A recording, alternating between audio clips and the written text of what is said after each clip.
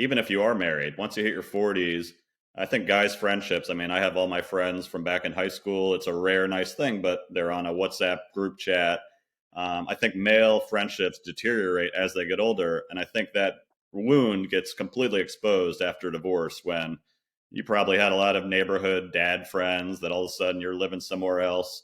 Uh, Talk about the importance of guys' friendships and how you can recultivate that and get to that vulnerability, especially when you are kind of both starting over and trying to revisit that with old friends.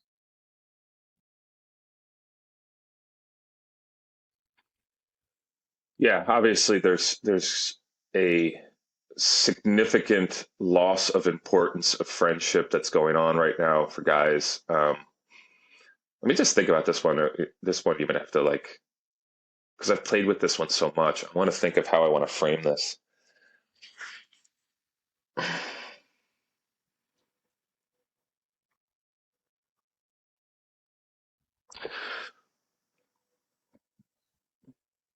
So we're at this unique spot, I think, in time where the statistics are that parents are spending two times more time with their children than our parents did, which is cool in a way, right? It's there's just more investment in your child and the time you spend with your child. Also, jobs are much more mobile and moving, and people are moving, so they're not as rooted in certain spots that they've been. And there is this priority to build a healthy relationship in your marriage, which is awesome. But what that can do is leave very little time for friendship. And if it is that you are spending time with your friends, a lot of it is just on your apps and you're texting and you're sharing and you're not getting together. What I think my priority with men and friendships are, especially men in relationships or wanting to be in relationships, is that this connection with other men will always serve your relationship. Women don't want to have all of the emphasis put on them to be your friend, your social connection to other friends, that they are the coordinator all the time. You know, some do because, you know, they're take charge people, but they want you to get out there so they are not feeling the pressure of having to be everything for you. I think men are forgetting this at times, not all, obviously, but so as they think about this now, well, what's the practical part? Practical part is you either find the guy who is the setter up of things or you become the guy who is the setter up of things. And that's the hard part is you need a hub. You need a hub guy that is going to say, hey, we're going to get together. And then you need to say yes. And deprioritize certain things that you think are the most important things for 10% of the time. You can still do 90% with your family. But if you give 10%, which I don't know what the numbers are on that in a year, let's just say it was a week or 2 weeks that you devote to connecting with other men. Gosh, what an example for your kids and your family. And I think kids need to see this too. They're seeing their parents not hanging out with other people. And that they're feeling the pressure also. They're probably not conscious of it or able to articulate it, but they're feeling the pressure of the parent needing to be so much for them. And I mean, it hits a I couple don't of know that things. they It want it hits either. one as a divorced dad who I have 3 kids, and it is all on me. So even establishing their friendships, I feel like I need to prioritize. It's something that I'm not used to have to doing, texting moms because they need to go play with their friends. I cannot be everything for them. And the other point that you brought up that just it really still Yeah. messes with my head is I think after divorce, especially, we want our friends to come to us and say, hey, let's go have a beer, let's talk about it. And in reality, especially if they're married, they're not that available. They might not even have it's like when somebody dies, you don't really know what to say. So the real mind fuck of it all is like after all this, when you're in this Mhm. vulnerable state, you're feeling down, you just desperately want connection.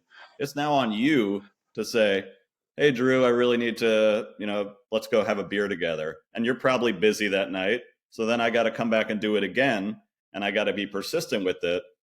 And I think personally, I can even say like after I did that maybe 3 times, I'm like, yeah, screw it, maybe even screw this person, they don't care about me. And that's where I think guys can get a lot of trouble, is that the onus falls on you most of the time to be that initiator in a time that you don't really want to be.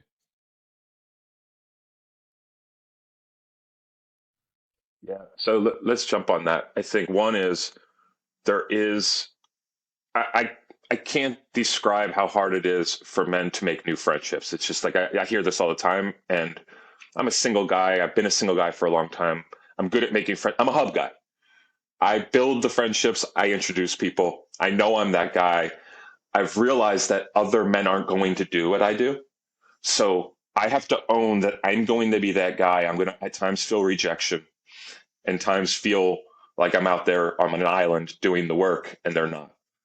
And as long as I get the right amount of responsiveness, then I can keep going with that front. If I get way too much passivity, then it's not going to work. But I think this is where we need to know what kind of person we are when we're building these new friendships in adulthood.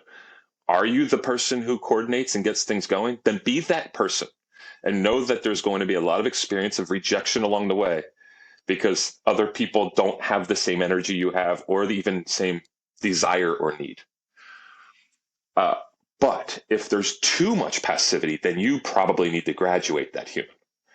And so this idea of graduating people, we feel this guilt. It's like they've been a friend for so long, but they're not serving you anymore and they're not putting in the work. So you have to be a bit ruthless in that. Then the fear is, how do I make new ones? And that, I don't know if I have great answers for that. I think it is like dating, and people that are married or in relationships don't want to continue to date as they get older. So if friendship is like dating, like, I just don't want to deal with this right now. But it is.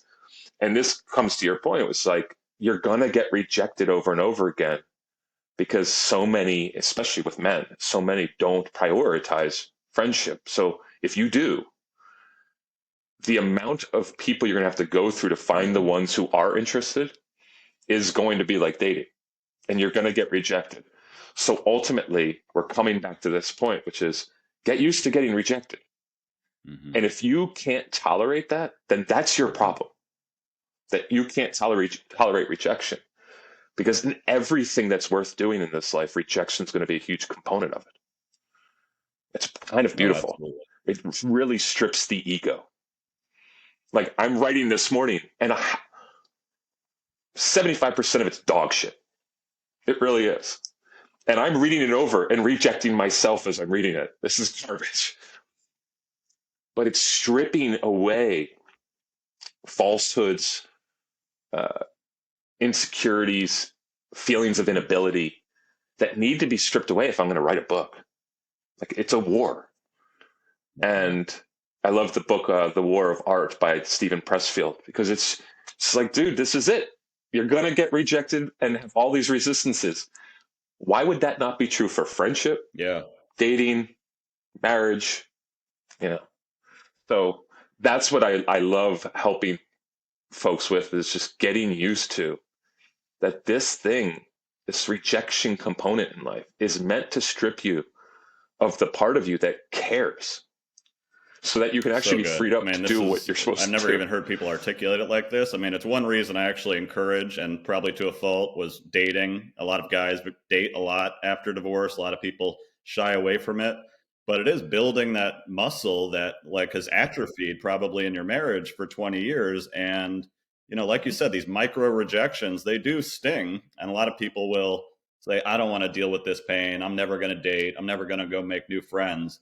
And that is the fire that you're thrown into with divorce, is the rejection, and the ego piece that you probably have taken for granted for years is now the muscle you're now being thrown into the gym and saying, this is what you got to work on. Yeah. And you're going to walk into a wall 20 times a day, but hopefully that 20 times will get you to say, oh, nobody actually really cares. This embarrassment isn't what I think it is. But it's so true. I think that is what really hurts people, men and women, is just having to face that rejection and that discomfort. And that's the beauty and the pain of divorce. There's no other way around it. You are going to be faced with it.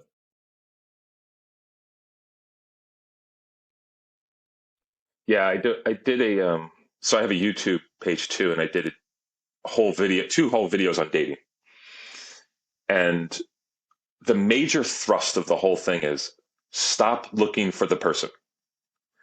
Go get the reps because you're going to learn about yourself so much in the process. Even if you are in a place in which you don't want to meet somebody, go on dates for the sake of meeting new humans. Tell them, I'm not looking for something right now, but I still want to go on dates. Where are you at? Are you up for that? Sure, I'm up for that. I just got through a divorce. I want to go on this. I just want to meet people. Okay. Now you have the possibility of rejecting somebody and getting rejected regularly. Not only in the fullness of it, we go out on a date or we don't go out on another date, but even within the conversation, you're probably getting rejected and rejecting them in certain ways. You're feeling these stings of non connection and getting better at that so that, like you said, the muscles don't atrophy of social connection, tension in conversation. And you will find yourself more and more. And as you find yourself, then you pick better, you select better, not just romantically, friends, family. I mean, we need to deselect a lot of our family. And so how do we get better at that? We get better at it because we learn that rejection is just part of this game.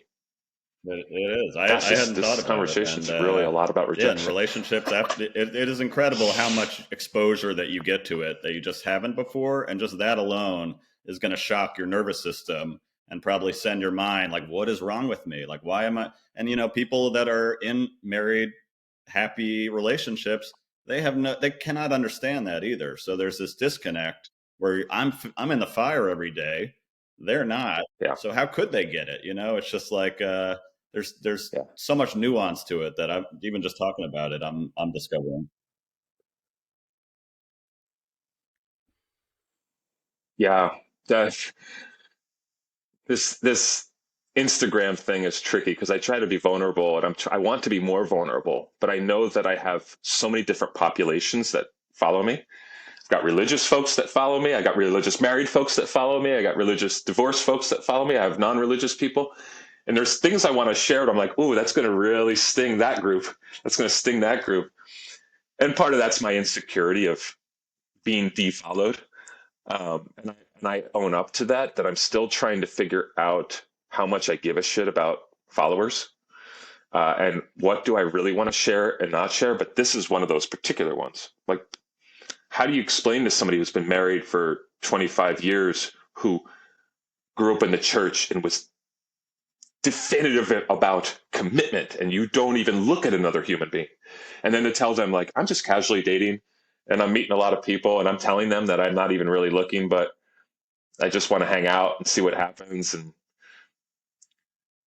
that can feel totally reckless to somebody else.